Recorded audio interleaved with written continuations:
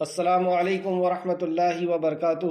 الحمد للہ ان الحمد للہ نحمده ونستعینه ونستغفره ونعوذ باللہ من شرور انفسنا ومن سیئات اعمالنا من يهده الله فلا مضل له ومن يضلل الله فلا هادي له واشهد ان لا اله الا الله واشهد ان محمدا عبده ورسوله اما بعد فان خیر الحدیث کتاب اللہ وخیر الهدی هدی محمد صلی اللہ علیہ وآلہ آلہ وسلم وشر الامور محدثاتها وكل محدثة بدعة وكل بدعة ضلالہ وكل ضلالۃ فی النار۔ ہر قسم کی تعریف اور شکر اللہ رب العزت کے لیے لائق اور زیبا ہے، جو ساری کائنات کا ایک و تنہا خالق، مالک، مربی اور منتظم ہے۔ درود و سلام ہو انبیاء اکرام پر، خصوصاً نبی مکرم رحمت للعالمین امام الانبیاء محمد صلی اللہ علیہ وسلم پر۔ معزز سامعین اکرام، آج انشاءاللہ تعالی سورہ بقرہ کی آیت نمبر 99 سے کلاس رہے گی 99 سے۔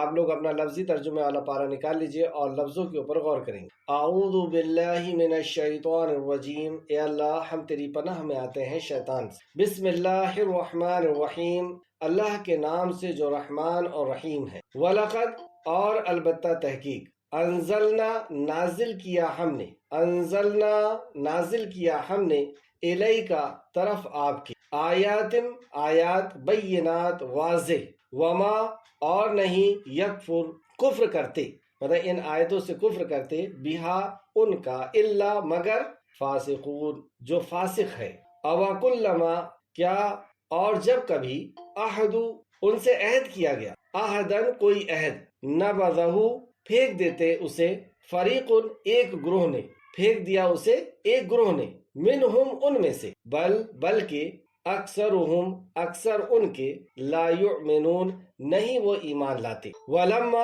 اور جب، جاءہم آ گیا ان کے پاس، رسول ایک رسول، رسول من عند اللہ اللہ کے پاس سے، مصدق تصدیق کرنے والا، لما اس کی جو، معاہم پاس ہے ان کے، نبذا پھینک دیا، فریقن ایک گروہ نے، من الذین ان لوگوں میں سے جو، اوتو دیے گئے، اوت الکتابہ دیے گئے کتاب، کتاب اللہ اللہ کی کتاب کو، وراء پیچھے، ظہورہم اپنے پشتوں کی، کأنہم گویا کہ وہ، لا یعلمون نہیں وہ علم رکھتے، واتبعوا اور انہوں نے پیروی کی، ما اس کی جو، تتلو پڑھتے تھے، تلاوت اسی سے، تتلو پڑھتے تھے، شیاطین شیطان، علی ملکی بادشاہت پر، سلیمان علیہ السلام کی، سلیمان علیہ السلام کی بادشاہت پر، یعنی اس دور میں، اور سلیمان علیہ السلام کے پہلے کے دور میں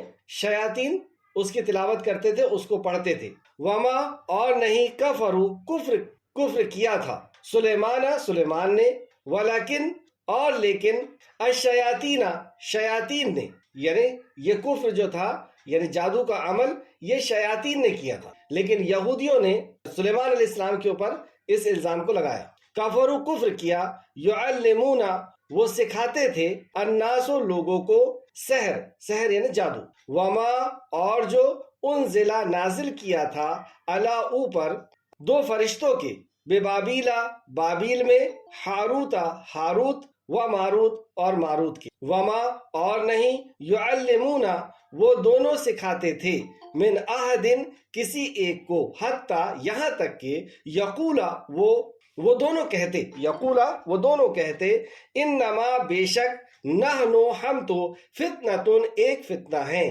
ایک آزمائش ہیں، فلا پس نہ، تکفر تم کفر کرو، یعنی یہ کفر کا عمل ہے اور ہم ایک آزمائش ہے، اور اس آزمائش کو تم مت سیکھو، اور یہ عمل بھی آزمائش ہے، فَيَتَعَلَّمُونَ پس وہ سیکھتے تھے، منہما ان دونوں سے، ما جو، یفرقون وہ جدائی ڈالتی تھی، بہی ساتھ اس کے، بینا درمیان، المرء مرد کے، وزوجی اور اس کی بیوی، وما اور نہیں تھے، ہم وہ زر پہنچانے والے، بہی ساتھ اس کے، من احدن کسی ایک کو، الا مگر، باذن اللہ اللہ کے اذن سے، الحمدللہ، ویتعلمون اور وہ سیکھتے تھے، ما جو، یضرہم نقصان دیتا تھا انہیں، ولا اور نہ ینفعوہم وہ نفع دیتا تھا انہیں، مطلب وہ ایسی چیز سیکھتے تھے جو انہیں نہ نفع دیتا تھا نہ نقصان.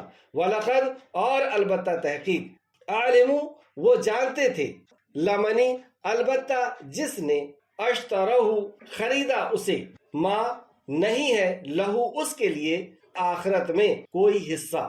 مطلب وہ یہ جانتے تھے کہ جس نے یہ جادو کا عمل سیکھا اس کا آخرت میں کوئی حصہ نہیں، اس کے باوجود بھی وہ سیکھتے تھے. وَلَا بِئْسَ اور البتہ کتنا برا ہے ما جو شرو انہوں نے بیچ ڈالا بہی بدلے اس کے انفسہم اپنی جانوں کو، اپنے جانوں کو انہوں نے بیچ دی. لو کاش کانو ہوتے وہ یعلمون وہ جاننے والے. ولو اور اگر انہم بے شک وہ آمنو ایمان لاتے واتقوا اور تقوی اختیار کرتے البتہ ثواب پاتے من عند اللہ اللہ کے پاس سے خیر لو کاش کانو ہوتے وہ یعلمون وہ جان. تفسیر کی طرف آئے آیت نمبر 99 سورہ بقرہ آیت نمبر 99. نبی مکرم صلی اللہ علیہ وسلم دعوت و تبلیغ کا فریضہ انجام دے رہے ہیں اور اس وقت آپ کے سامنے یہودی ہیں، بنی اسرائیل ہے، یہودی اور نصرانی. تو یہودیوں کے اندر جو برائیاں تھیں اس میں ایک برائی اور بھی تھی جو وہ جادو کا عمل کرتے، تو اس تعلق سے بھی ان کو تنبیہ دی جا رہی ہے اور اس عمل کی حقیقت بتائی جا رہی ہے. ایک عمل تو یہ تھا ہی ان کا مسلسل کہ وہ اللہ کی کتاب کا ہمیشہ سے انکار کرتے رہے. اس تعلق سے آیت نمبر 99 میں اللہ فرمایا اور یقیناً ہم نے نازل کی آپ کے طرف واضح آیتیں بینات واضح آیتیں بیان کی اور نافرمانوں کے سوا ان کا انکار نہیں کرتے. نافرمانوں کے سوا فاسق کے سوا اس کا کوئی انکار نہیں کرتا. ابن عباس رضی اللہ عنہ نے اس آیت کی تفسیر میں فرمایا ہے کہ ہم نے آپ کے طرف ان آیت بینات کو نازل کیا ہے، آپ انہیں یہ پڑھ کر سناتے اور صبح و شام بتاتے ہیں. یہاں پہ ایک عمل نبی مکرم صلی اللہ علیہ وسلم کو پتا چلا کہ آپ غیر ایمان والوں کو یعنی یہودی اور نصرانیوں کو یا وہ جو لوگ مجوسی تھے یا مشرکین تھے رسول اللہ صلی اللہ علیہ وسلم اللہ کے کلام کو انہیں صبح اور شام پڑھ کر کے سناتے تھے سمجھاتے تھے. آپ انہیں یہ پڑھ کر سناتے اور صبح و شام بتاتے تھے، حالانکہ آپ ان کے نزدیک امی ہیں، امی ہی ہے. آپ نے آج تک قرآن مجید کے سوا کسی اور کتاب کو نہیں پڑھا، لیکن ان کی کتابوں میں جو کچھ موجود ہے آپ انہیں ان کے بارے میں صحیح صحیح بتاتے ہیں. یہ بھی ان کے لیے ایک یقین کرنے کے لیے ایک بہت بڑی بات تھی کہ نبی کریم صلی اللہ علیہ وسلم نے کسی بھی فیلڈ کا علم حاصل نہیں کیا تھا اور کسی بھی کتاب کو آپ نے نہیں پڑھا تھا، لیکن اس کے باوجود جب آپ قرآن پڑھ کر کے سناتے تو قرآن میں ہر فیلڈ کے تعلق سے اس کے اندر صحیح معلومات ہوتی اور زندگی جینے کے ہر شعبے کے اندر اس سے رہنمائی ملتی، اس سے مارگدرشن ملتا ہے کہ کس طرح ہمیں زندگی جینا ہے. اللہ تعالیٰ فرماتا ہے کہ اس میں عبرت اور نصیحت اور بیان و حکمت ہے. ایک کاش کہ یہ لوگ اس حقیقت کو جانتے ہو. آیت نمبر 100. کیا ایسا نہیں ہوتا رہا، ان سے سوال کیا جا رہا ہے یہودیوں سے، جب بھی انہوں نے کوئی عہد کیا تو ان میں سے ایک گروہ نے اسے پھینک دیا بلکہ ان میں سے اکثر ایمان نہیں لاتے.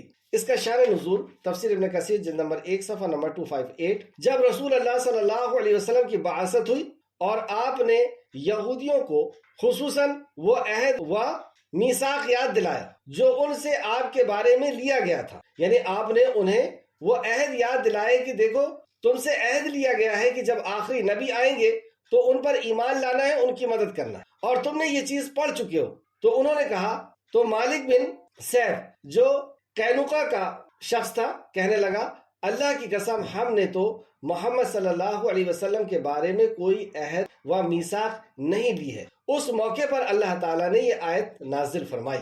مطلب جب انہیں یاد دلایا گیا کہ دیکھو، اور یہ بھی ایک کتنا بڑا ان کے یقین کرنے کے لیے کتنی بڑی بات تھی کہ رسول اللہ صلی اللہ علیہ وسلم نے کوئی کتاب نہیں پڑھی تھی آسمانی اور یا دوسری بھی کوئی کتابیں نہیں پڑھی تھی، لیکن اس کے بعد بھی ان کی کتابوں میں کیا لکھا ہوا ہے وہ رسول اللہ صلی اللہ علیہ وسلم انہیں بتاتے تھے. انہیں قانون بتاتے تھے کہ آسمانی قانون کیا ہے، زنا کی کیا سزا ہے، فلاں چیز کی کیا سزا ہے، اور انہیں یہ بھی بتا رہے ہیں کہ دیکھو میرا عہد تم سے لیا گیا ہے کہ آخری نبی آئیں گے، ان پر ایمان لانا ہے اور ان کی اطاعت کرنا ہے. تو یہ شخص وہاں پہ کھڑا ہوا اور قسم کھا کر کے اس نے جھوٹ بولا کہ ہم نے کوئی ایسی بات نہیں سنی۔ اس پر اللہ رب العزت نے یہ آیت نازل فرمائی کہ کیا جب کبھی انہوں نے کوئی عہد کیا تو ان میں سے ایک گروہ نے اسے پھینک دیا، مطلب اس عہد کو توڑ دیا، اور یہاں تو یہ بدتمیز نے قسم کھا کر کے توڑا، بلکہ ان میں سے اکثر ایمان نہیں لاتے، تو یہ لوگ ایمان لانے والے نہیں ہیں۔ آیت نمبر 101، اور جب بھی اللہ کے طرف سے ان کے پاس کوئی رسول آیا جو ان کے پاس موجود کتاب کی تصدیق کرتا تھا، تو جن لوگوں کو کتاب دی گئی تھی ان میں سے ایک گروہ نے اللہ کی کتاب کو پیٹھ پیچھے پھینک دیا، وہ جانتے ہی نہ تھے، مطلب ایسے ان کو نظر انداز کر دیا اس کتاب کو کہ جیسے اس کتاب کو جانتے ہی نہیں تھے۔ یہ تھا یہودی اور نصرانی یعنی اہل کتاب کا طرز عمل، اور آج مسلمان کی اکثریت کو آپ دیکھیں گے کہ جیسے وہ اس کتاب کو جانتے ہی نہیں۔ دنیا کی ہر کتاب پڑھنے کا ان کے پاس وقت ہے، صبح چائے نہیں پیتے اس وقت تک جب تک نیوز پیپر نہ پڑھ لیں، ہر چیز کے لیے گویا کہ ان کے پاس وقت ہے، لیکن اللہ رب العزت کی کتاب کو انہوں نے پیٹ پیچھے ڈال دیا۔ پیٹ پیچھے ڈالنے کا یہ مطلب نہیں کہ اس کی طرف پیٹ کر کے بیٹھ گئے، پیٹ پیچھے ڈالنے کا مطلب یہ ہے کہ دنیا کی ہر کتاب، ہر علم کو، ہر بات کو، ہر کسی کی بات کو جاننے کا وقت ہے، لیکن اپنے خالق اور مالک کی بات کو جاننے کا، اس کے احکام کو، اس کے فرمان کو جاننے کا اس کے پاس وقت۔ تو یہی عمل یہودی اور نصرانی نے کیا تھا، جس کے وجہ سے وہ ذلیل کیے گئے اور ذلت اور مسکنت ان کے اوپر ڈال دی گئی، اور یہی حال اکثریت مسلمان کا ہے۔ اللہ رب العزت ہمیں محفوظ رکھے اور قرآن کے سارے حقوق کو ادا کرنے کی ہمیں توفیق عطا فرمائے، آمین یا رب العالمین۔ قرآن کے حقوق کہ اللہ کا کلام ہے، اس بات پر دل سے یقین کرنا، اس پر تدبر کرنا، غور و فکر کرنا، اور اس پر عمل کرنا، اور عمل کے اندر پھر بہت سی چیزیں آئیں گی جو کچھ بھی اس کے اندر ہے۔ ان کا یہ عمل تھا، اور کتاب کے ساتھ انہوں نے یہ کیا اکثریت نے، اور اس کو چھوڑ کر کے جادو کا عمل سیکھا، اور جادو کے عمل کو سیکھا تو سیکھا، نبی کے اوپر بھی الزام لگا دیا کہ یہ جادو کا عمل تو سلیمان علیہ السلام بھی کرتے تھے اور موسیٰ علیہ السلام بھی کرتے۔ اس قدر ان کی شرکسی، اور یہاں پر مکہ میں بھی اور مدینہ میں بھی رسول اللہ صلی اللہ علیہ وسلم کو بعض لوگ کہتے ہیں آپ کے معجزے کو دیکھ کر کے کہ یہ جادو ہے۔ تو یہ جادو کا عمل کیا ہوتا ہے، کیسے ہوتا ہے، کون لوگ اس کے پیچھے کرتے ہیں، یہ حقیقت ہے یا نہیں ہے، اور اس سے کیسے بچا جائے، یہ ساری باتیں انشاءاللہ تعالی اس آیت کے ضمن میں آئے گی۔ آیت نمبر 102، وَاتَّبَعُوا، اور انہوں نے اس کی پیروی کی، اتباع کی، جسے شیطان سلیمان کی بادشاہت میں پڑھتے تھے۔ تو یہ عمل پتہ چلا کہ شیطانی عمل ہے جو سلیمان علیہ السلام کی بادشاہت میں پڑھا جاتا تھا، یعنی سلیمان علیہ السلام کے دور میں جادو کا عمل تھا۔ تین باتیں پتہ چلیں، پھر سے دیکھیں، اور انہوں نے اس کی پیروی کی، کس نے؟ بنی اسرائیل نے۔ کتاب کو چھوڑ دیا، پش پشت ڈال دیا، اور دنیا کو حاصل کرنے کی لالچ میں، دنیا کی عزت کی لالچ میں انہوں نے جادو کے عمل کو سیکھا، اور یہ عمل شیطان کا عمل یہاں بتایا گیا، اور انہوں نے اس کی پیروی کی جسے شیطان سلیمان کی بادشاہت میں پڑھتے تھے۔ تو سلیمان علیہ السلام کے دور میں اور آپ کے پہلے کے دور میں بھی یہ عمل تھا۔ اور جب یہ جادو ہوتا تھا، جادو کا عمل، تو جادو کا عمل کیسے ہوتا ہے آگے دیکھتے ہیں۔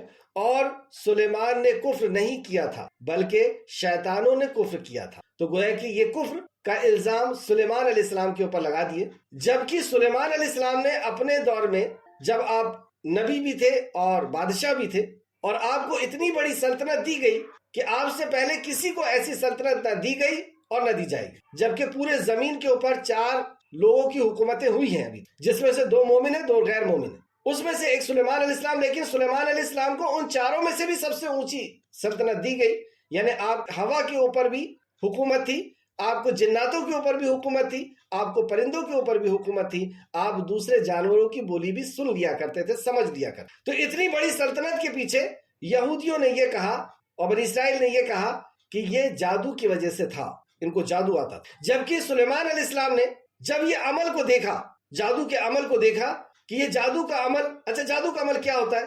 یہ ایک خفیہ عمل ہے، جادوگر اور شیطان کے بیچ کا ایک عمل ہے یہ، اور خفیہ عمل یہ کہ جادوگر اور شیطان یہ دونوں آپس میں ایک دوسرے کی مدد سے لوگوں کے ایمان کو خراب کرتے۔ وجہ کیا ہے ان کی یہ عمل کرنے کی؟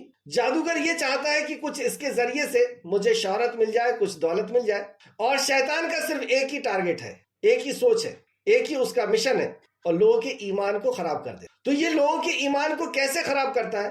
یہ شیطان کو اللہ رب العزت نے ایسی صلاحیت دی ہے کہ یہ ایک جگہ سے دوسری جگہ بہت منٹوں میں بہت جلدی چلا جاتا ہے۔ تو یہ آسمان تک جانے کی اس کو چھوٹ دی گئی ہے، اور آسمان کے قریب جا کر کے بیٹھتا ہے اور فرشتوں کی بات سنتا ہے، اور فرشتوں کی بات کہ آج کیا حکم صادر کرنا ہے کس جگہ میں، اور کوئی بات اگر یہ سننے میں کامیاب ہو جاتا ہے تو اپنے جادوگر کو آ کر کے وہ بات بتاتا ہے کہ آج فلاں جگہ میں بارش ہونی ہے، اتنی ہونی ہے، فلاں انسان کی موت ہونی ہے، فلاں جگہ عذاب آنا ہے، فلاں ہونا ہے، جو بھی آسمانی فیصلے فرشتے آپس میں ایک دوسرے سے بات کرتے ہیں، اس کو آ کر کے سن کر کے، اور یہ اپنے کاہن کو بتاتا ہے، اپنے جادوگر کو بتاتا ہے، اور پھر وہ جادوگر ایک میں کئی بات ملا کر کے لوگوں کو بتاتا ہے۔ اس سے لوگوں کو یہ لگتا ہے کہ اس کو بھی غیب کا علم ہے، اور جب انسان نے یہ عقیدہ کر لیا کہ اس جادوگر کو بھی غیب کا علم ہے، گویا کہ اس نے اللہ کی صفات میں اس کو شامل کر لیا، یہ شرک ہے، اور جیسی اس کا عقیدہ بگڑتا ہے شیطان کا کام پورا ہو جائے۔ اس طریقے سے اور بھی دوسری چیزیں، جیسے آپ کبھی کسی جادوگر کے پاس جائیں گے تو وہ آپ کی پچھلی زندگی کے بارے میں بتائے گا۔ کیسے بتا دے گا وہ؟ تو ہمارے ساتھ ایک ہمزاد ہوتا ہے، ایک شیطان پیدائشی لگا دیا جاتا ہے، اس کا شیطان ہمارے شیطان سے بات کرتا ہے، اور پھر وہ اپنے کاہن کو بتا دیتا ہے، اپنے جادوگر کو بتا دیتا ہے کہ اس کے ساتھ بڑے بڑے یہ حادثے ہوئے۔ اب جب وہ بتانا شروع کرتا ہے کہ آپ کے ساتھ بڑا حادثہ یہ ہوا تھا، آپ کے اتنے بھائی ہیں، اتنی بہن ہیں، آپ کے فلاں جگہ شادی ہوئی تھی، پھر طلاق ہو گئی، پھر فلاں ہوا فلاں ہوا، تو ایک انسان جس کے پاس علم نہیں ہے وہ یہ سمجھتا ہے کہ یہ غیب کا علم جانتا ہے، اس سے پتا ہے کہ میرے ساتھ کیا کیا ہوا، یہاں تک تو کچھ نہیں بگڑا۔ پھر اس کے بعد وہ آپ کے آگے کی بات بتانا شروع کرتا ہے، اور جیسی وہ آگے کی بات بتاتا ہے اور اس نے یقین کر لیا تو گویا کہ اس نے اس کے غیب پر یقین کر لیا، اور اللہ کی اس صفت کا اس نے انکار کر دیا کہ اللہ ہی عالم الغیب ہے، تو اس نے اپنے ایمان کو کھو دیا۔ نبی رحمت صلی اللہ علیہ وسلم نے فرمایا، جب کسی کاہن کی کسی نے بات کو سنا، یقین کیا، گویا کہ اس نے میری نبوت کا انکار کیا۔ بتائیں نبوت کا انکار کرنا کیا ہے؟ تو کوئی کاہن کے پاس گیا، اس کی بات کی تصدیق کر لیا، اس نے نبوت کا انکار کر دیا، آگے میں آپ کو حدیث کے پورے نمبر بھی تو یہ عمل ان لوگوں کا ہوا کرتا ہے، اور اسی کے اوپر ان کا بیس رہتا ہے۔ اس میں پھر اور بھی بہت ساری چیزیں ہوتی ہیں جو انشاءاللہ تعالیٰ آگے آئے گی۔ تو اس کا مقصد ہے شیطان کا لوگوں کا ایمان خراب کرنا، ان کو تکلیف پہنچانا۔ جادو کے عمل سے تکلیف بھی پہنچائی جاتی۔ جادو دو قسم کے ہوتے ہیں، ایک تو یہ کہ جو صرف نظر آتا ہے۔ موسیٰ علیہ السلام کے دور میں لوگوں نے اپنے اپنے رسیوں کو ڈالا تو وہ نظر آ رہا تھا سانپ بنا ہوا، اور موسیٰ علیہ السلام نے جو پھینکا وہ اصل میں اللہ کی طرف سے معجزہ تھا جس نے ان کے جادو کو ختم کر دیا۔ اور ایک یہ ہوتا ہے کہ لوگوں کے اندر نقصان پہنچاتا لوگوں، یعنی ان کی یادداشت کے اوپر فرق کرے گا یا کچھ اور اس کے اوپر۔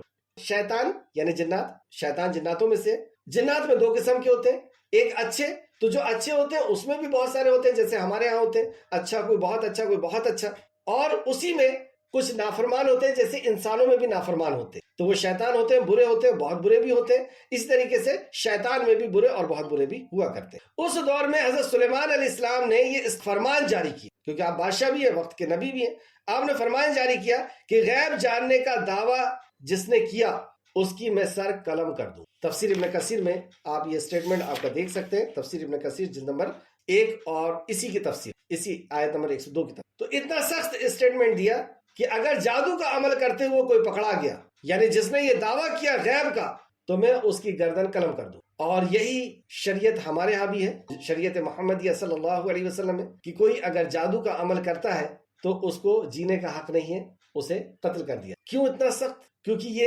انسان کو نقصان پہنچا، تباہ کرتا ہے۔ لیکن یہ تباہی کا کتنا پاور ہے اس کے پاس، یہ سب سے اہم چیز ہے جو اس آیت میں بتائی گئی۔ پھر سے دیکھیں، اور انہوں نے اس کی پیروی کی جسے شیطان سلیمان کی بادشاہت میں پڑھتے تھے، اور سلیمان نے کفر نہیں کیا، مطلب یہ عمل کفر عمل ہے، کفریہ عمل ہے تھا، بلکہ شیطانوں نے کفر کیا تھا۔ جب شیطان کسی دوسرے انسان کو جادو سکھاتا ہے تو اس سے بہت ہی نافرمانی والے اللہ رب العزت کے کام کراتا۔ لیکن یہودیوں نے یہ کیسے کہہ دیا کہ سلیمان بھی جادوگر تھے؟ سلیمان علیہ السلام تو جبکہ جادو کے اتنے خلاف تھے، اور شریعت اللہ کا قانون جادو کے خلاف ہے۔ سلیمان علیہ السلام نے ان جادوگروں کو پکڑا اور ان کے جادو کے جو چیزیں تھی اور جو کتابیں تھیں اسے اپنے صندوق میں رکھ کر کے اور اپنے تخت کے نیچے گڑوا دیا۔ سلیمان علیہ السلام اس دنیا سے رخصت ہو گئے، آپ کا انتقال ہو گیا۔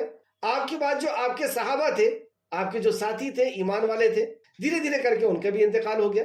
اس کے بعد ناخلف لوگ آئے، اور یہ میں تفسیر ابن کثیر سے بتا، ناخلف لوگ آئے، اور ہمیشہ ہر دور میں یہی ہوا ہے کہ انبیاء علیہ السلام کے جانے کے کچھ سال کے بعد آپ کے صحابہ رہتے ہیں، صحابہ کے اندر دین رہتا ہے، اور پھر اس کے بعد جیسے جیسے دن بڑھتے چلے جاتے ہیں اور ناخلف لوگ یعنی نااہل لوگ اس کے وارث ہو جائے، اس کتاب کے، اس شریعت کے۔ نبی مکرم صلی اللہ علیہ وسلم نے بھی 3 زمانے کی گارنٹی دی، بہترین زمانہ میرا زمانہ، اور پھر اس کے بعد والا زمانہ، پھر اس کے بعد والا زمانہ۔ تو بہرحال جب دوسرے لوگ آئے، ناخلف لوگ، تو شیطان انسان کی شکل میں ان کے پاس آئے اور ان سے کہا کہ تم جانتے ہو کہ سلیمان علیہ السلام کی بادشاہت اتنی کیسے تھی؟ وہ جادو کے بنا، اور ان کا جادو کا سارا سامان ان کے تخت کے نیچے ایک صندوق میں، اور تمہیں یقین نہیں ہے تو اسے کھود کے دیکھ لو۔ وہ نااہل لوگ اس کی اس بات پر آ کر کے، کیونکہ انسان کی شکل میں بھی آیا تھا، اس کو کھودنا شروع کیا۔ شیطان بھی وہی تھا۔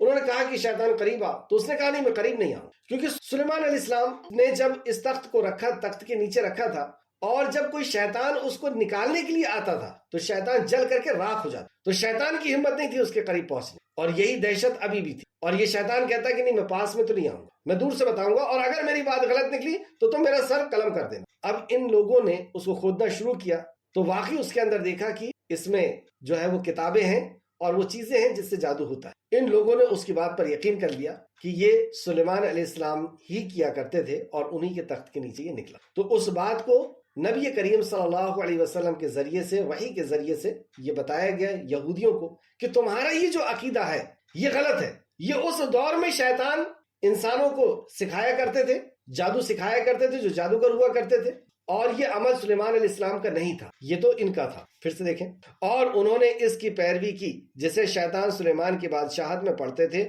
اور سلیمان نے کفر نہیں کیا تھا بلکہ شیطانوں نے کفر کیا تھا۔ یہ اللہ رب العزت نے سلیمان علیہ السلام کے بیان فرمایا۔ وہ لوگوں کو جادو سکھاتے تھے اور انہوں نے اس کی پیروی کی جو بابیل میں، بابیل ایک شہر کا نام ہے جو عراق کا ایک شہر ہے، بابیل عراق کا ایک شہر، انہوں نے اس کی پیروی کی جو بابیل میں ہاروت اور ماروت 2 فرشتوں پر نازل کیا گیا تھا۔ وہ دونوں فرشتے جادو سکھانے سے پہلے کہہ دیتے تھے کہ ہم تو صرف آزمائش ہیں۔ تو وہ جو 2 تھے وہ سکھانے سے پہلے یہ کہہ دیتے کہ یہ آزمائش والا عمل ہے، لہٰذا تم کفر نہ کرو۔ تو وہ جو 2 لوگ تھے وہ ان کو واضح طور پہ بتا دیتے تھے کہ ہم آزمائش ہیں۔ جیسے آپ نے دیکھا کہ سنیچر کے دن مچھلی پکڑنے سے منع کر دیا گیا اللہ کی طرف سے، اور سنیچر کے ہی دن مچھلیاں زیادہ آتی، تو زیادہ کیوں لے کر کے آ رہا اللہ رب العزت؟ اللہ یہ آزمانا چاہ رہا ہے کہ میں نے اتنی مچھلی ان کو دکھا دیا ہوں، یہ میرے حکم کو مانتے ہیں یا دنیا کو قبول کرتے ہیں؟ آزمائش صرف یہی ہے۔ ایک طرف اللہ کا حکم ہے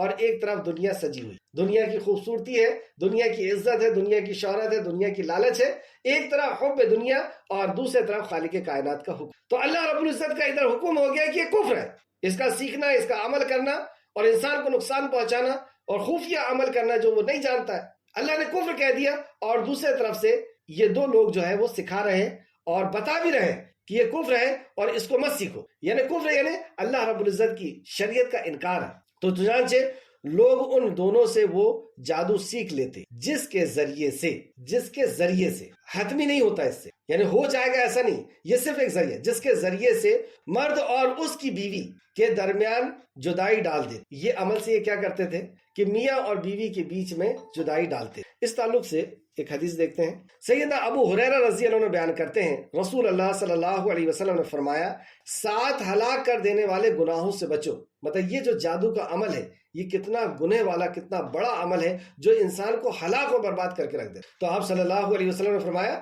7 ہلاک کر دینے والے گناہوں سے بچو۔ صحابہ نے پوچھا اے اللہ کے رسول وہ کون سے گناہ ہیں؟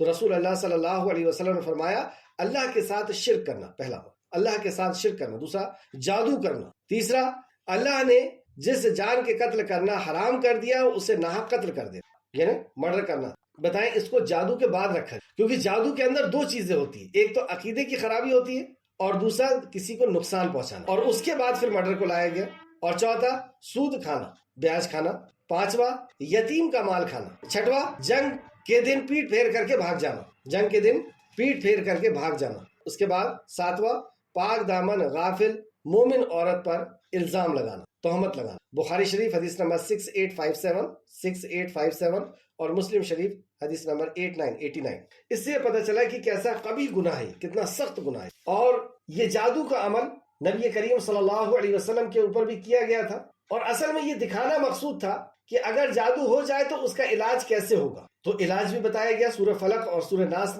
نازل ہوئی اور جس کے ذریعے سے اس کو ختم کر دیا. مطلب اس کو زائل کرنا، اس کو ختم کرنا بہت آسان ہے اللہ کے کلام کے ذریعے. نبی مکرم صلی اللہ علیہ وسلم پہ جادو جو کیا گیا تھا اس کو آپ دیکھ سکتے ہیں بخاری شریف میں. بخاری شریف حدیث نمبر 5763 اور مسلم شریف حدیث نمبر 2189. ایک اور حدیث دیکھتے ہیں جو ابو داؤد اور ابن ماجہ نے روایت کی ہے. سیدنا ابن عباس رضی اللہ عنہ کہتے ہیں رسول اللہ صلی اللہ علیہ وسلم نے فرمایا جس نے ستاروں کا علم سیکھا گویا اس نے جادو کا ایک حصہ سیکھا، پھر وہ ستاروں کے علم میں جتنا آگے جائے گا اتنا اس کے جادو کے علم میں اضافہ ہو. مطلب یہ بھی علم جادو کے علم میں شامل ہے. ابو داؤد حدیث نمبر 3905 اور ابن ماجہ حدیث نمبر 3726. ستاروں کی چال سے اور یہ عقیدہ رکھنا کہ یہ ستارہ اس طرف نکلا ہے گویا کہ اب بارش ہوگی، یا ستاروں کو دیکھ کر کے اور اپنے قسمت کو معلوم کرنا کہ فلاں راسی فلاں ستارے سے ملتی ہے اور وہ ستارہ اس طرف جا رہا ہے، مطلب اس کی زندگی میں اب ایسا ہونے والا ہے، جبکہ کرنے والی ذات صرف اللہ کی. یہ ستارے کے نکلنے سے اور ڈوبنے سے کچھ بھی نہیں ہو. تو یہ عقیدے کا بگاڑ ہے اور اللہ سے یقین چھوڑ کر کے کسی اور سے یقین کرنا ہے، اور یہ بھی ایک جادو کی قسم ہے. سیدنا سعد بن ابی وقاص رضی اللہ عنہ بیان کرتے ہیں رسول اللہ صلی اللہ علیہ وسلم نے فرمایا جس شخص نے صبح 7 عجوہ کھجوریں کھا لی تو اس دن اس پر زہر اور جادو کا اثر نہیں ہوگا. یہ ساری حدیثیں بتانے کا مقصد یہ کہ جادو برحق اور قرآن میں بھی ہے اور یہ حدیثوں سے بھی ہم کو پتہ چلا. امام مسلم فرماتے ہیں کہ مدینہ کے 2 پہاڑ کے بیچ میں جو پیڑ ہے، جو کھجور کے پیڑ ہیں، اس کھجور کو جو کھائے گا اسے جادو کا اثر نہیں ہوگا. 7 کھجور. بخاری شریف حدیث نمبر 5769 اور مسلم شریف حدیث نمبر 2047. اس کے ذریعے سے یہ میاں اور بیوی کے بیچ میں جدائی ڈالتے ہیں. میاں اور بیوی کے بیچ کو ہی انہوں نے کیوں زیادہ ٹارگٹ بنا؟ کیونکہ جب ایک مرد میاں اور بیوی مطلب شوہر اور بیوی جب جدا ہوتے ہیں تو صرف یہی لوگ جدا نہیں ہوتے، 2 خاندانیں بھی جدا ہوتے، اور 2 خاندانوں کے بیچ میں غیبت، تہمت، الزام تراشی اور مار پیٹ اور خون خرابہ اور ایسا بہت کچھ ہوتا ہے. یعنی اتحاد اور اتفاق کا ختم جو اسلام کے اندر جو بہت معنی رکھتا ہے. جیسی اسلام کے اندر کوئی شخص آتا ہے تو اس کو جماعت سے نماز کا حکم دیا جاتا ہے، اور جماعت یہ سمبول ہے، یہ پہچان ہے اتحاد و اتفاق. تو میاں بیوی کے بیچ میں جب جدائی ہو سب سے پہلے تو یہ ہوتا ہے کہ 2 خاندانیں آپس میں ٹوٹتی ہیں اور نفرتیں ہوتی ہیں، پھر الزام تراشیاں ہوتی ہیں، پھر چغلی، غیبت اور تہمت، اور پھر اس کے بعد پھر ان میاں بیوی کے بیچ میں جدائی ہو گئی اور دونوں اکیلے ہو گئے تو ان کے اندر بھی برائیاں آنے کے امکانات بڑھ جاتے، اور بھی اس طریقے کی بہت ساری برائیاں پھر معاشرے کے اندر پھیلنا شروع ہوتی. تو یہ میاں بیوی کے بیچ میں جدائی جو ڈالتے ہیں اس کے تعلق سے ایک حدیث دیکھتے ہیں. سیدنا جابر بن عبداللہ رضی اللہ عنہ سے روایت ہے کہ رسول اللہ صلی اللہ علیہ وسلم نے فرمایا ابلیس اپنا تخت پانی پر رکھتا ہے اور لوگوں کو گمراہ کرنے کے لیے اپنے لشکر روانہ کر پانی کے اوپر تخت رکھ کر کے اور لوگوں کو گمراہ کرنے کے لیے اپنے چیلے چپاٹوں کو پہنچاتا ہے. شیطان کے درباروں میں سے سب سے زیادہ تقرب اسے حاصل ہوتا ہے جو لوگوں کو سب سے زیادہ فتنہ و فساد میں مبتلا کرتا ہے. مطلب سب سے زیادہ عزت شیطان کے دربار میں اس کو ملتی ہے، اس چیلے کو ملتی ہے جو لوٹ کر کے آتا ہے اور سب سے زیادہ فتنہ و فساد کی بات بتاتا ہے کہ میں نے آج دنیا کے اندر یہ کام کر کے آیا ہوں. مثلا ان میں سے ایک آ کر کہتا ہے کہ میں نے یہ کیا، ابلیس کہتا ہے کہ نہیں، تجھ سے کچھ نہیں بن پڑا. وہ اپنے آ کے کارگزاری سناتا ہے کہ میں نے ایسا ایسا کیا تو کچھ نہیں بن پڑا تھا. پھر ایک اور شیطان آ کر اسے کہتا ہے کہ میں نے فلاں اور فلاں کے بیچ میں نا اتفاقی ڈالی اور ڈالتے ڈالتے یہاں تک پہنچ گیا کہ ان کے بیچ میں جدائی ہو گئی، طلاق ہو گئی. تو وہ خوش ہوتا ہے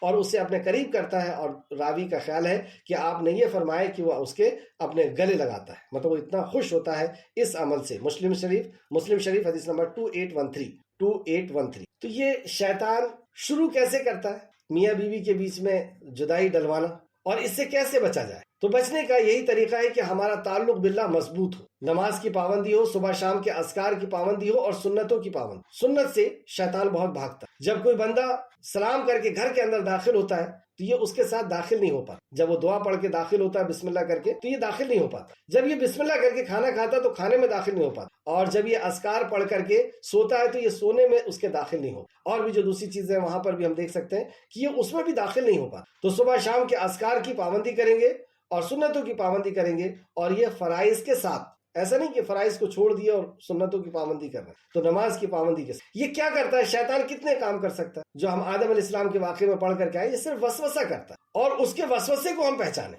اب وسوسہ کیسے کرے گا؟ شوہر اگر اس کی ماں کے پاس بیٹھا ہوا تو یہ وسوسہ کرے گا ضرور تیری برائی ہو رہی ہو، اور شوہر آتے سے اس کی بیوی کیا موبائل کو چیک کر رہا ہے، اتنے نمبر ڈیلیٹ ہوئے، کس سے بات ہوئی۔ اس طریقے سے بات کی شروعات اگر آپ بڑے بڑے فساد کو اگر دیکھیں گے تو چھوٹی چھوٹی اسی طریقے کی بات کی جو وسوسے سے شروع ہوتی، اکثر و بیشتر ایسا، تو اس سے بچیں گے۔ لیکن کچھ ایسا بھی ہوتا ہے کہ کپڑوں کو لے جا کر کے یا نام کے ذریعے سے وہ شیطان، جیسے کوئی جادوگر کے پاس جاتا ہے تو جادوگر پوچھتا ہے اس سے، وہ گیا ہے اس کے پاس کہ میں فلاں میاں بیوی کے بیچ میں جدائی پیدا کرنا چاہتا ہوں، جادوگر کے پاس وہ، تو جادوگر کہتا ہے کہ اس کا کچھ کپڑا لے کر کے آپ۔ کیوں مانگتا ہے؟ کیونکہ وہ اس کے پسینے سے شیطان اس تک پہنچے گا، کیونکہ شیطان عالم الغیب نہیں ہے، اس کو کچھ نہیں پتا، وہ اپنے شیطان کو بتاتا ہے کہ اس کے پاس جانا ہے، تو شیطان اس کے پاس کیسے جائے گا؟ تو اس کو نام کی ضرورت پڑتی کہ اس کا نام کیا ہے، اس کی ماں کا نام کیا ہے، اس کے باپ کا نام کیا ہے، فلا فلا، تو ویسے زیادہ تر اس کو ماں کا نام پوچھ، پھر اس کے بعد وہ پوچھتا ہے کہ اس کا کوئی کپڑا ہے، تو پھر وہ کپڑا لے جا کر کے دیتا ہے، جیسے نبی کریم صلی اللہ علیہ وسلم کے منہ مبارک کو، یعنی آپ کے بال کو اور کپڑے کو لے جا کر کے اور اس یہودی لڑکی نے جادوگر کو دی تھی، اور جادوگر نے پھر اس پر جادو تھا، اس کی گرہ باندھی تھی، گٹھان باندھی اور لے جا کر کے کہیں اسی جگہ میں اس کو ڈالا تھا، اور پھر اس کے بعد وہ کچھ عمل کرتا ہے، اور عمل کر کے کہتا ہے کہ اس کو فلاں جگہ ایسے سے ایسا کر دو۔ اس کے تعلق سے ایک حدیث کہ اس کو کیسے زائل کیا جائے، اس کو کیسے ختم کیا جائے۔ اگر صبح شام کے اذکار کی پابندی نہیں ہے اور اللہ رب العزت نے چاہ لیا ہے کہ ایسا ہو، اچھا یہ جادو جب وہ کرتا ہے تو کیا ایسا ہے کہ جادو لگ ہی جائے گا؟ ایسا بالکل نہیں، وہ 50 جادو کرتے رہے، لیکن جادو اس وقت لگے گا جب اللہ رب العزت کا اذن ہوگا، حکم ہوگا، وہ بھی ہم آگے پڑھیں گے، اور اللہ کا حکم کیوں ہوتا ہے اس کو بھی ہم سمجھنے کی کوشش کریں گے۔ تو قتادہ بیان کرتے ہیں کہ میں نے سعید بن مسیب رضی اللہ عنہ سے پوچھا، اگر کسی شخص پر جادو کیا گیا ہو یا اسے اس کی بیوی کے پاس جانے سے باندھ دیا گیا ہو تو کیا اس کا دفع کرنا اور جادو کو باطل کرنا، زائل کرنا، باطل کرنے کے لیے دم کرنا درست ہے یا نہیں؟ تو انہوں نے جواب دیا، اس میں کوئی قباحت نہیں ہے، جادو کو باطل کرنے والے کی نیت اچھی ہو اور اللہ تعالیٰ نے اس سے منع نہیں فرمایا ہے جس سے فائدہ ہو۔ یہ بخاری شریف کی حدیث ہے، بخاری شریف حدیث نمبر 5765 اور بھی صحابہ کا عمل ملتا ہے کہ دم کرتے تھے، رقیہ کرتے تھے، لیکن دم قرآن کی آیت سے دم کرنا یہ ثابت ہے۔ شرکیہ کلمات کے ساتھ کسی اور لینگویج میں اگر کوئی کر رہا ہے تو ہم سمجھ جائیں کہ یہ سنت کے خلاف کر، اور اگر کسی اور کا نام لے رہا ہے، وہ اللہ کے علاوہ کسی اور سے مدد مانگ رہا ہے، تو اللہ کے علاوہ کسی اور سے مدد مانگنا یہی جادو۔ اور جادوگر با آواز بلند نہیں پڑتا کیونکہ وہ خفیہ ہے، تو وہ خفیہ اندر ہی اندر پڑتا ہے۔ اچھا، قرآن کی آیت سے دم کرنا، فلق اور ناس اور بھی دوسری صورتیں ہیں، یہ ثابت ہے۔ اس سے یہ جواز نہیں نکلتا کہ اس کے علاوہ بھی کچھ اور کر سکتے، تو اس کے علاوہ کچھ اگر کوئی کر رہا ہے تو اس کی دلیل اسے دینا ہو کہ ہاں صحابہ کے دور میں اس طریقے سے بھی کیا جاتا تھا، اور بہت سارے آج طریقے جو ہے وہ رائج ہیں، اور جس سے امت ہر جو ہے نا تیسرا گھر یا ہر 5واں گھر اس کام میں ملوث ہے۔ وجہ صرف یہ ہے جہالت اور کچھ نہیں۔ اگر علم حاصل ہو جائے ہمیں کہ اس کا علاج کیسے ہوتا ہے تو منٹوں کا کام ہے، منٹوں۔ شیطان کے اندر کوئی طاقت، آپ کے پاس ایمان ہے، آپ کے پاس خالق کائنات کا کلام ہے، اس کے سامنے یہ کوئی چیز نہیں۔ بہرحال آگے دیکھتے ہیں، یہاں تک ہم نے دیکھا، آیت میں واپس آئیں، جس کے ذریعے سے وہ مرد اور اس کی بیوی کے درمیان جادو ڈالتا ہے اور وہ اس جادو سے اللہ کے حکم کے سوا کسی کو نقصان نہیں پہنچاتا۔ الحمدللہ، یہ ہمارے رب کا بہت بڑا احسان کہ وہ کتنا ہی جادو کر رہا ہے، یہ اللہ کے حکم کے بغیر کسی کے اوپر نقصان نہیں پہنچتا۔ تو یہ پورے جادوگر مل کر کے آپ کو کوئی نقصان پہنچانا چاہ رہے ہیں، جب تک اللہ رب العزت کی طرف سے حکم نہیں ہوگا وہ جادو آپ کو نہیں۔ تو اللہ کا حکم ہو جانا، اس کی دو وجہ ہو سکے، ایک تو یہ کہ اللہ آپ کو آزمانا چاہ رہا ہے کہ اب تم کیا کرتے، اب تم اللہ ہی سے مدد طلب کرتے ہو یا شیاطین سے مدد طلب کرتے۔ اللہ کے علاوہ جس نے اپنے آپ کو حاجت روائی اور مشکل کشائی کا دعویٰ کیا ہوا ہے اور اپنے حجرے میں بیٹھا ہوا ہے اور لوگوں کو لکھ کر کے دے رہا ہے کہ یہ پریشانی ہے، یہ لے لو، ایسا کر لو، یہ پریشانی ہے، یہ لے لو، یہ ایسا کر لو، اور میں ٹھیک کر دوں گا اور میرے ساتھ ایسا ہو جائے گا، ایسے بہت سارے ان کے دعوے ہوا کر۔ تو اللہ رب العزت یہ آزمانا چاہ رہا ہے، اگر ہو گیا ہے تو، کہ اب بندہ کیا کرتا ہے، نبی کریم صلی اللہ علیہ وسلم کی سنت کو جانتا ہے اور اس طریقے سے اپنا علاج کر لیتا ہے یا کروا لیتا ہے، یا پھر یہ اللہ رب العزت کو چھوڑ کر کے، اللہ کے دربار کو چھوڑ کر کے کسی اور کے دربار میں جائے۔ اور وہاں سے اپنی حاضری لگواتا ہے اور وہاں سے اپنی ضرورت کو پوری. ایک تو یہ ہوتا ہے. دوسرا یہ کہ اللہ رب العزت کی طرف سے اس کے لیے پٹائی ہے, اللہ کی طرف سے اس کے لیے سزا ہے, کیونکہ اس نے سنتوں کی پابندی نہیں کرنا, یہ دین سے دور ہے. سورہ طٰہٰ کی آیت نمبر 124 میں اللہ نے کہا فَمَنْ أَعْرَضَ عَنْ ذِكْرِي فَإِنَّ لَهُ مَعِيشَةً ضَنْكًا, جس نے میرے ذکر سے اعراض کیا میں اس کی زندگی میں تنگی اور پریشانی کا گھیرا ڈال دوں. تو یہ ذکر سے اعراض تھا کہ نہ فرائض کا اس کو ہوش ہے, نہ صبح شام کے اذکار کا اسے ہوش ہے, اور نہ ہی جو ہے سنتوں کی اس کے پاس پابندی ہے.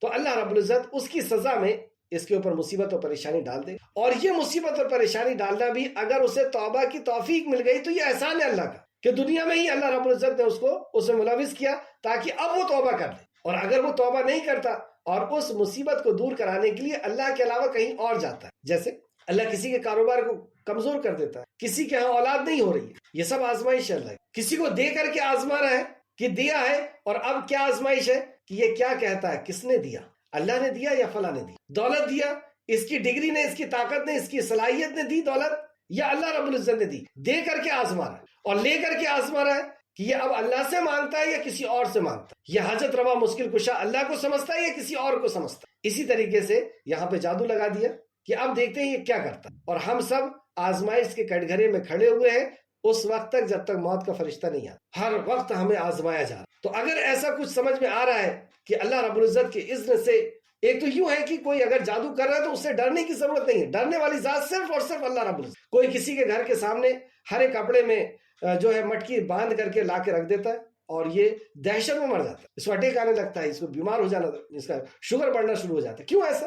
ارے ایک نہیں وہ 10 مٹکے لا کر کے رکھے, کسی نے نیبو لا کر کے رکھ دیا, کسی نے گڑیا میں اور سوئی ٹوچ کر سوئی چبھا کر کے لا کر کے گھر کے سامنے رکھ دیا. وہ تو آپ کو صرف ٹینشن دینا چاہ رہا ہے, ہلاک کرے.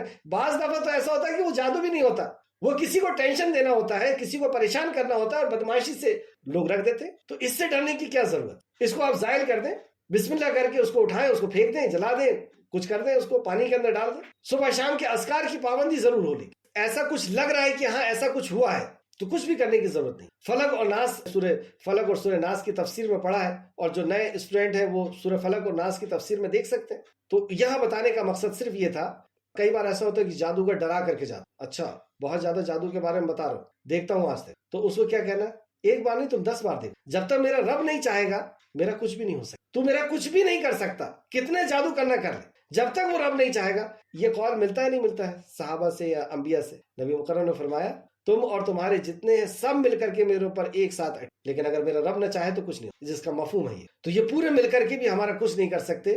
پوری دنیا مل کر کے اگر ہمیں کوئی نقصان پہنچانا چاہ رہی ہے اور اللہ رب العزت اگر پہنچانا نہیں چاہ رہا تو یہ پوری دنیا اور پوری دنیا کے جادوگر مل کر کے بھی نقصان نہیں پہنچا سکتے. موسیٰ علیہ السلام کو کیا نقصان پہنچا دیا پورے دنیا کے, اور وہ تو جادو کا ہی دور تھا اور پورے دنیا کے جادوگر آئے. موسیٰ علیہ السلام کے عصا کو نقصان نہیں پہنچا پائے. تو جادوگر کوئی نقصان نہیں پہنچا سکتا بغیر اللہ رب العزت کے, بغیر اللہ کے حکم. تو یہاں فرمایا, آیت واپس آئیے, اور وہ اس جادو سے اللہ کے حکم کے سوا کسی کو نقصان نہیں پہنچا. اگر ایسا لگ رہا ہے تو بار بار اس آیت کو پڑھیں تو ایمان مضبوط ہوگا کہ اللہ کے حکم کے بغیر کچھ نہیں, اور اللہ نے اگر کیا ہے تو وہ میرا رب ہے, وہ میرا خالق ہے, وہ مجھ سے کئی ماؤں سے زیادہ محبت کرے, اور مجھ سے ہی نہیں ساری مخلوق سے محبت, انسان سے سب سے. وہ اس نے یہ فیصلہ کیا ہے, اس سے بہتر فیصلہ میرے لیے کچھ نہیں. میرے رب نے یہ فیصلہ کیا ہے, اس سے بہتر میرے لیے کچھ نہیں ہو سکتا. ہاں مجھے تکلیف ہو رہی ہے, میں اس سے مانگوں گا. رات میں اٹھ کر کے اس رب سے دعا کریں.